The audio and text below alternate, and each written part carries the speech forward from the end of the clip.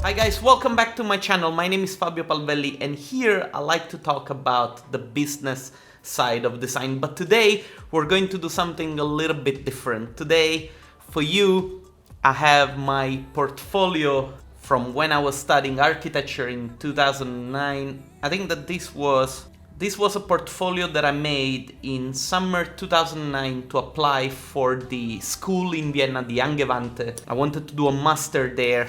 At that time I recently graduated from architecture at the London South Bank University.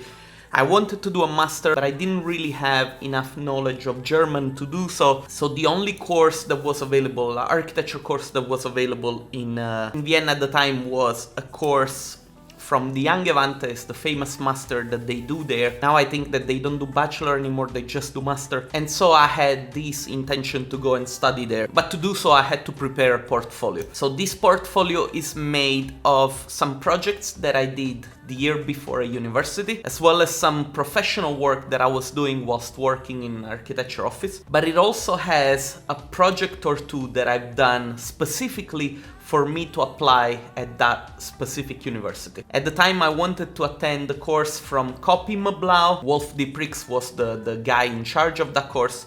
So I decided to make a small architecture project just to show them, yeah, you know, this is what I want to do or something. I don't know. Anyway, going through this portfolio, I can tell you this portfolio is so embarrassing to look at, and the work that I've done here hopefully doesn't reflect the work that I've done lately. Needless to say that the 𝘀𝗶𝗵𝗃 did not accept me. I did not end up studying there.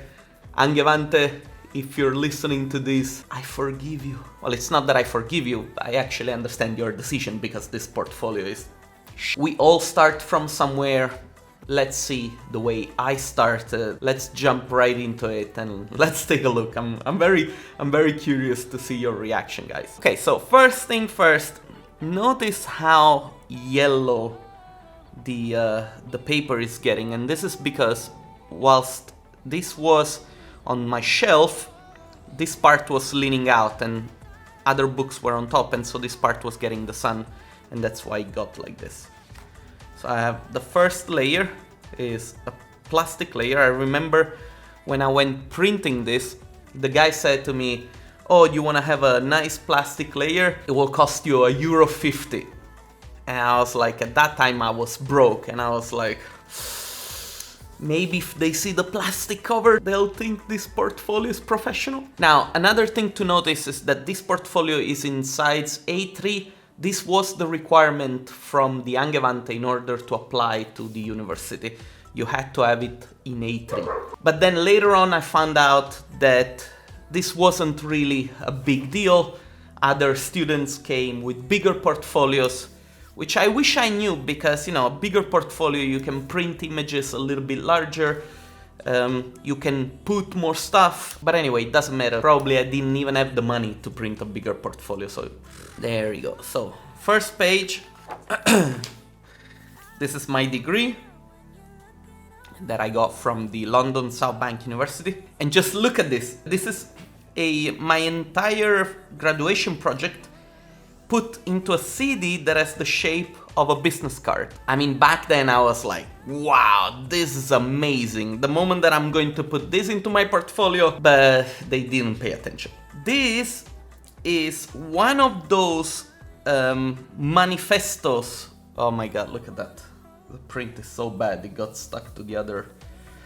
This is one of those manifestos that people like 𝘀𝗀𝗀𝗃 would write at the beginning of a publication or a book. And so I thought, you know, I'm gonna do the same, and I'm gonna have my own manifesto with which I'm going to change the course of architecture education. I'm gonna become the best architect on the planet. Spoiler alert, I didn't become. No, I even made the warning. All the material in this portfolio has been produced by me and no one else. I'm completely responsible for anything reported in it, as I'm the only author. That's not true. There are some renderings that we got done from a company in 2007, I believe. But I put them in here because it's work that I worked on. Anyway, I need to make a disclaimer. Okay, so these were sketches that I tried to prepare specifically because of the fact that I was applying for this university, and this university They had a lot of courses about computational design, so I wanted to show them that I was able to do Grasshopper. Bear in mind, this is work from 2009. At that time, Grasshopper, I believe it just came out. It was maybe a year or two. I was experimenting a little bit, nothing too good. Look at my Photoshop skills already back then. Look at the dark shadow under the highlighted ass of the transparent man. A little bit more Grasshopper studies. You see my love for dogs. I already put a dog kennel. Yeah, I guess that to an architect, this is how a dog should be living. More experimentation with Grasshopper. Nothing too impressive. Unfortunately, the print got very dark with the years. This used to be a lot more vibrant and a lot more, you know, the contrast was a little bit less contrasty, if you like. This is another project that I did whilst I was learning Cinema 4D. I tried to learn Cinema 4D on my own. There were a couple of things that I could do because my teacher taught me, but that was very limited. But this was everything that I could do in Cinema 4D, basically. I did not know how to render. Very bad overimpose with 𝘀𝗶𝗹𝗶𝗲 in Vienna in the background. Again, these were exercises that I've done with, I don't remember what the name of the software is. It was like a standalone open source software that I've used to make these shapes, and then I photoshopped people inside, and to me that was architecture. So this is where it gets interesting. This is the project that I did specifically for the course that I was applying to. Now, if you look at this, this is rendered fully in 3D. This stuff was done in Photoshop. This was the first thing that I did understanding how V-Ray for Rhino worked. Look at the cars photoshopped. At that time, in 2009, you could not find so many good 3D models of cars so that you could render them in 3D. And also, my computer was a laptop with a Sempron processor, monocore. A rendering in 600 pixels width used to take, I don't know, maybe 2 hours. Very nice drawings. I like the aerial view. Okay, selected academic work. Oh my god, this is terrible. But anyway. So this is a project that I did in at the university. These are all like the site, and this is all the concept and the site studies. These are all diagrams that I would draw in Illustrator. More diagrams. These, for instance, were diagrams that I would like collect all the data by hand, and then I would draw SketchUp models with the data just to represent the diagrams. Again, a lot of work that was just made to fill the page of the presentation. There wasn't any, like, I don't know, looking at it, I don't see it as useful as for creating architecture, as you know, my teacher might have thought. But maybe I'm wrong, I don't know. Let me know in the comments if you agree or disagree. Oh, this is beautiful, look at this. So basically the idea that I had was to create a commuter, so to say, center where people could go and do exercise, get a shower, and then go to work.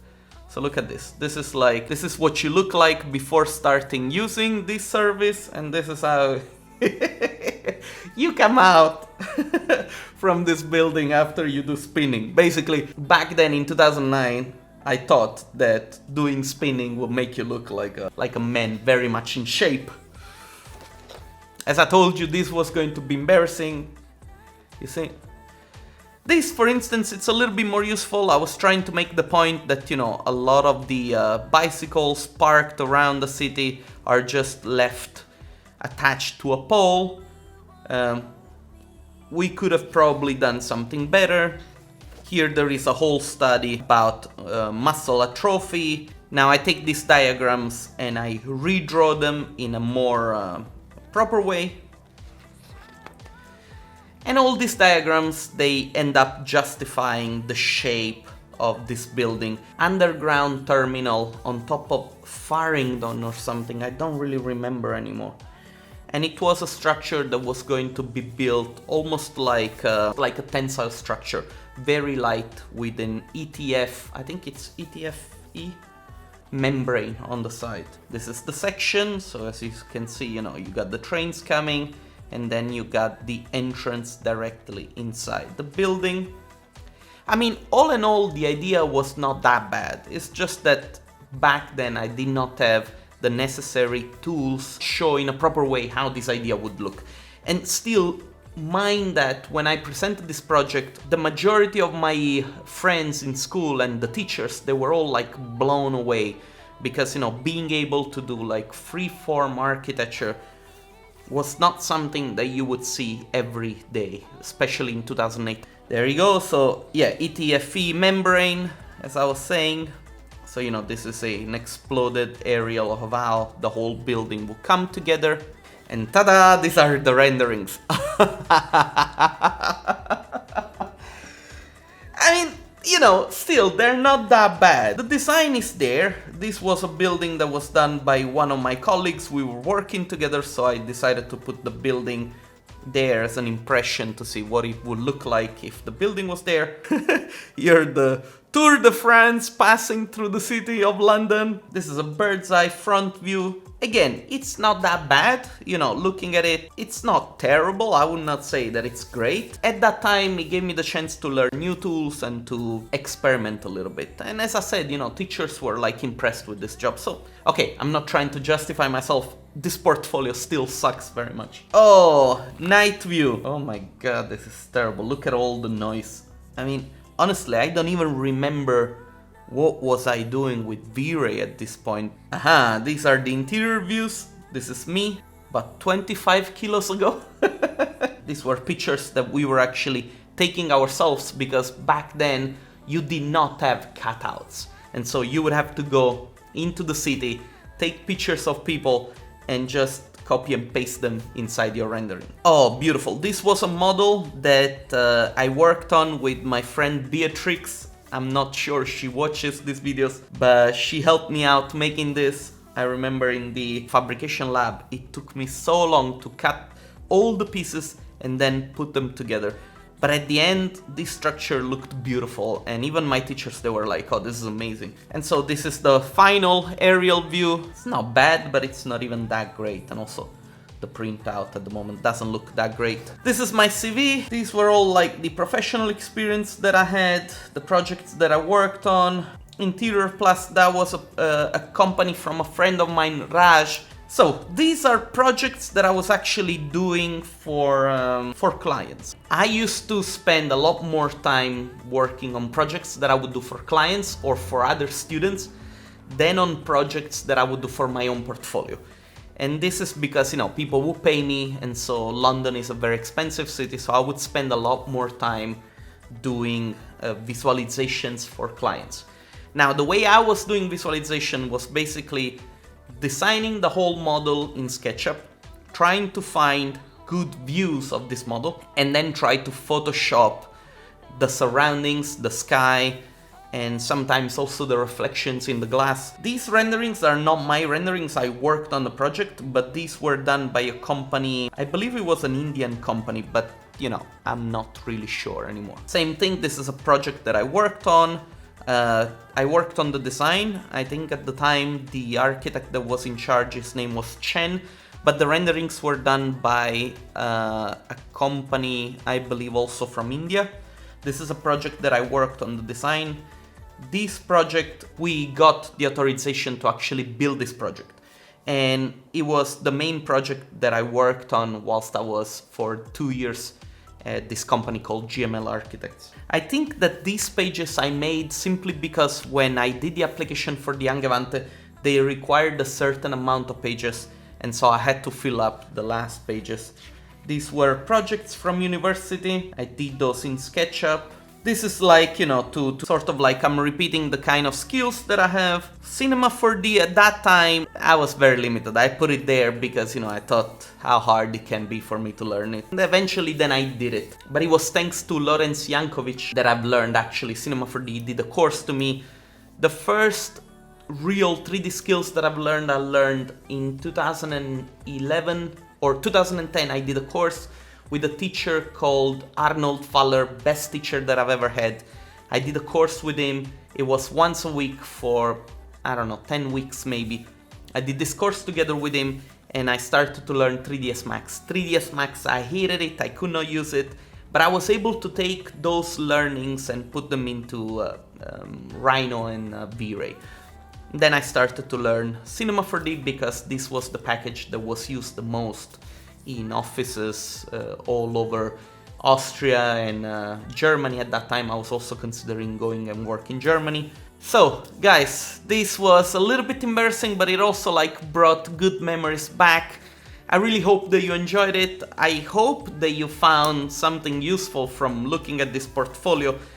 I do not think that this is a good portfolio. This is the reason why when people ask me to review their portfolios or to review their work, I don't feel like I'm in the best position to do that. The best thing that happened to me in my career was understanding that maybe as a designer I was better working behind the curtains, managing people, that I had more people skills. But anyway, I think that everybody finds their way in the industry. You just have to give it a little bit of time and you just have to trust the process that sooner or later you're going to understand what it is that you do best. And hopefully, if you don't have much of an ego, you'll focus on doing what it is that you do best. And that will be the best thing for yourself. Anyway, guys, thanks a lot for watching. Thanks a lot for being so patient with me and looking through this portfolio. I hope you had fun. If you did, leave a like, subscribe if this is the first time that you're tuning in. Thanks a lot for watching, and I'll see you guys next time.